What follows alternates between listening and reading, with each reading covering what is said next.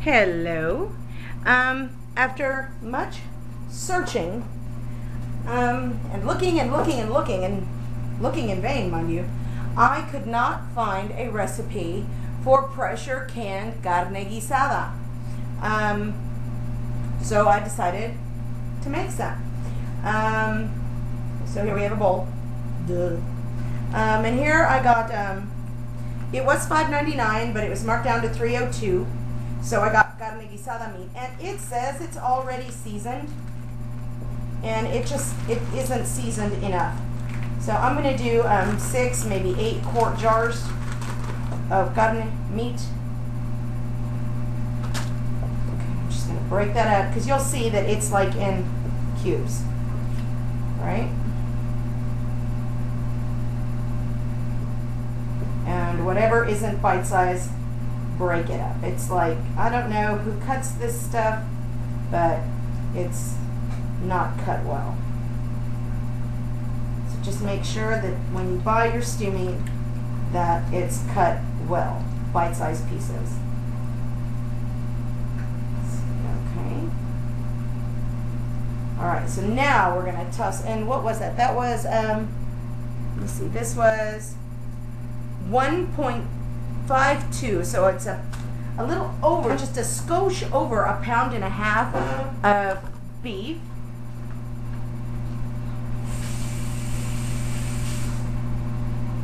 And sorry about that.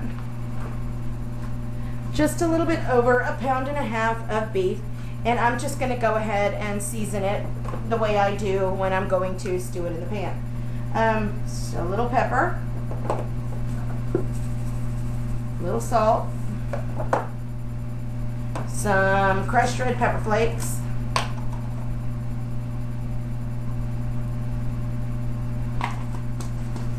some dehydrated parsley, which is not open. I always do this with you guys. There we go.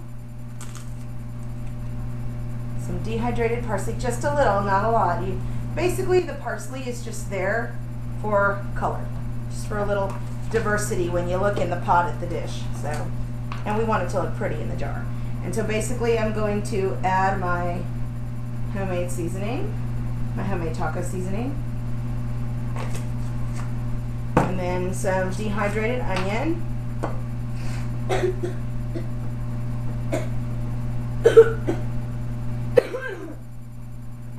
and I'm going to add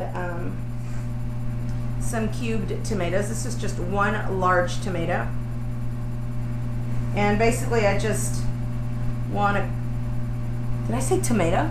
This is one large potato, and I'm just going to cover the face of it. You know, you want to, I want just a little bit less potato than meat, you know, because I would rather get meat and potato, or just meat with natural juices, than just get a fistful of potato. But some people like potato. My husband was originally a meat and potatoes man, and this is about a cup of small diced tomatoes. And then you could get a spoon, or you can just be lazy like me and just mix it all in and make sure that it's all incorporated well. Because like I said, we're doing pint jars. And you know what I think I might do? Yeah, I'm going to do it. I am also going to add to this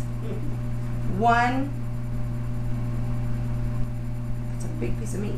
I'm going to add 1 small can of tomato sauce. I'll be right back. I'm going to go get it. Okay, and we're going to add the tomato sauce.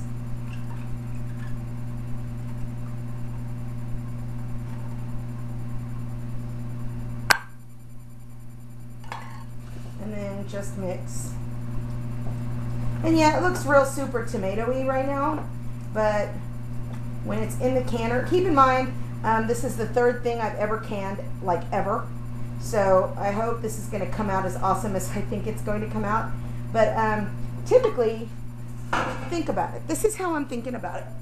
If you stew the carne guisada, if you stew the meat on the stove for 2 hours, you know, hour and a half, 2 hours, just to get the meat tender and buttery and fall apart in your mouth, and you know, where you put the fork to it and it just shreds. It should do that in an hour and a half in the pressure canner, even more so. It should be like putting cotton candy in your mouth. So we're going to give it a try. And like I said, we're going to do this. I'm basically doing this so that my husband can keep home-cooked, shelf-stable food in his bottom desk drawer. So this, don't do that, that's for damn sure. And yes, I just contaminated my potatoes. So basically right now this is all thoroughly incorporated and double seasoned. And by double seasoned I mean I bought pre-marinated, pre-seasoned meat, and I continue to go ahead and add my own seasonings to it. And now I'm going to grab my cart, because my mom gave me a special cart so that I can do this and roll back and forth. And I have a lot of kids, and she bought me a little cart so that I could can and not burn the heck out of everybody. So the next shot you'll see will be of me in the kitchen with my trusty cart, getting my pint jars ready. The one thing that I did forget to add was dehydrated cilantro. Now my friend Irene, who saved my life yesterday and stayed with me online for like 2.5 hours, told me that seasonings, you know, get more powerful. So you want to be careful with your cilantro. Okay, now the parsley was just for color.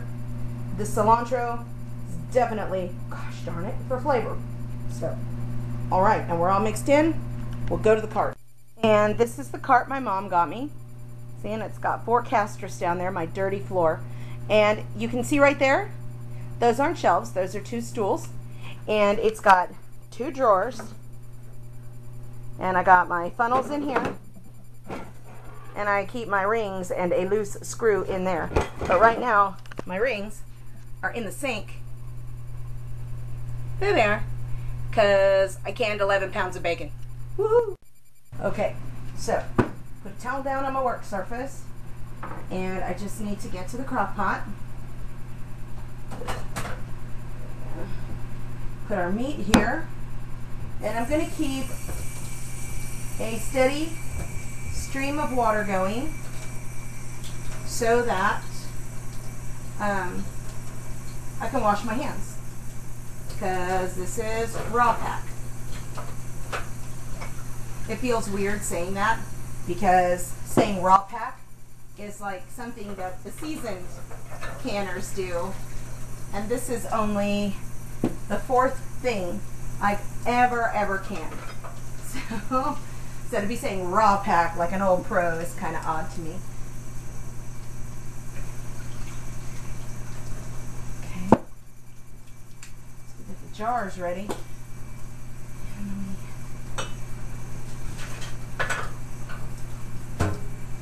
And I have found that with these pint jars, I need to put a little bit of water in them, or they're just going to flip over on the side, and youch, that water's hot. Alrighty. You know what, let me get some more light on this situation. Alright, so at this point, you know what I'm going to do. And just jam it on. Oh, you know what, I bet I could use a funnel for this, couldn't I? In my panic to keep my rims clean, my husband bought me like 1,000 funnels. And I find that it helps. I like having a lot of funnels. Okay, and leave an inch of headspace.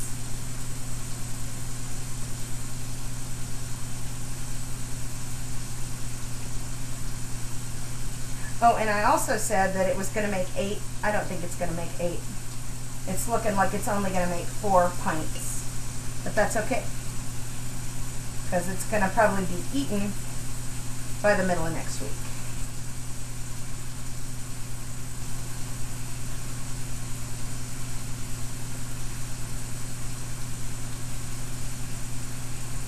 And there you go.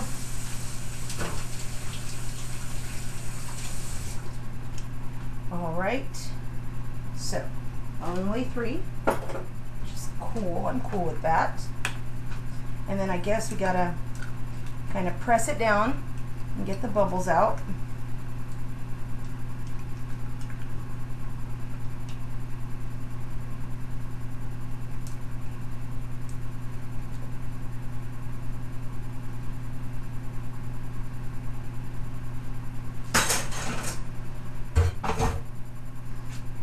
And then we need to wipe our lids.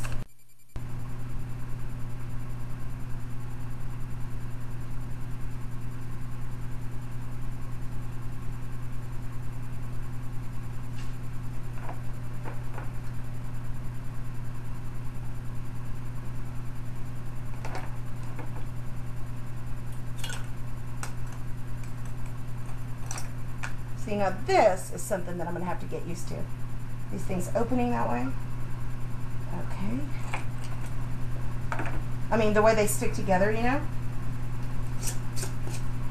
And then me and the girls in the canning club on Facebook were talking about it, and we find that finger tight is no good. You always end up with a looseness about the jars when they come out. And this is like the fourth thing I've ever canned ever. I'm not a pro, but I have noticed that.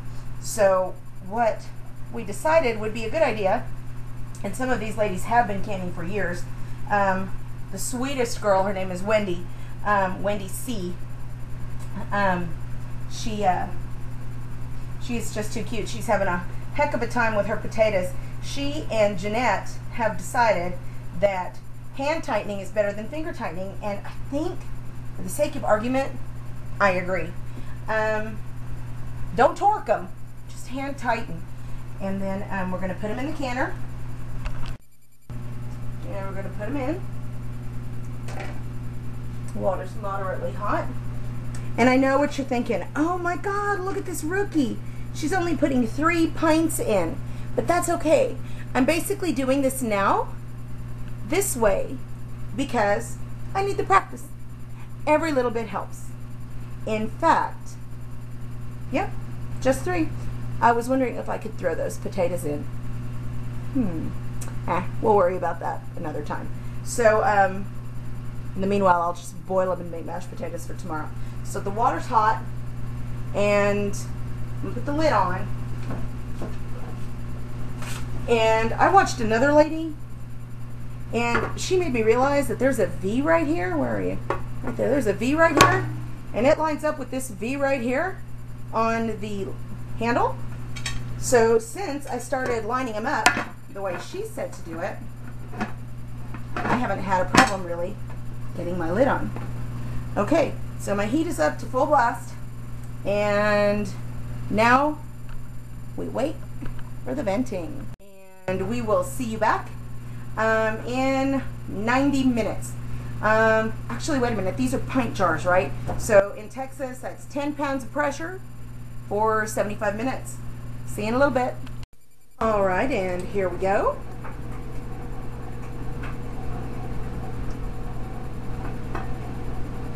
Looks good. Looks real good.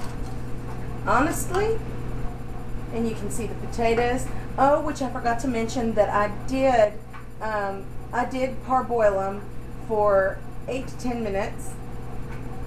So, and you can see that the potatoes stayed whole, and the carrots and the cilantro, and the tomatoes and the cilantro. There's a tomato. Let's see if I can turn it around so you can see a potato. There's a potato. And that looks exactly how it looks when I stew it for 2 hours on the stovetop in my Dutch oven. So I'm very pleased with the outcome, and I sure as shootin' can't wait to try this out. So cook at home, y'all.